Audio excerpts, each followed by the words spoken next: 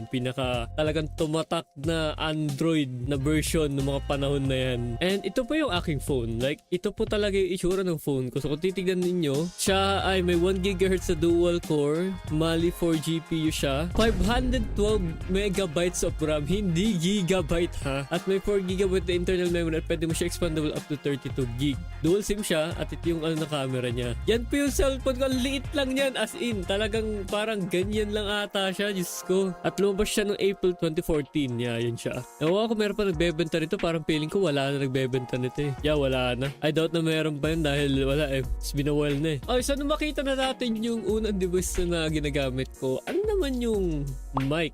Punta lang po kayo sa Christian page 500 subs at makikita nyo yung mic na gamit ko. So ito, kung titignan ninyo, ayan po yung mic na gamit ko. Nung sabi ko dito, anong headset gamit mo? Ang gamit ko ay A4 Tech na model HS7P at ito A4 Tech na HS7P. siya.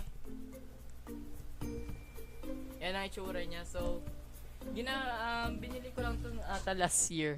Okay. So, ito po yung headset ko noon. Ito po yung ginagamit kong headset na nagsisimula pa lang ako sa YouTube. At sa sobrang dami kong tinry na headset, ito lang yung headset na talagang nag-work talaga sa akin para makagawa ako ng content ko. And to be honest, kung iisipin ko yun, from this na headset na may mic to this, itong meron akong sariling mic stand na Rode NT1 na mahigit ilang libo to para magkaroon lang ako ng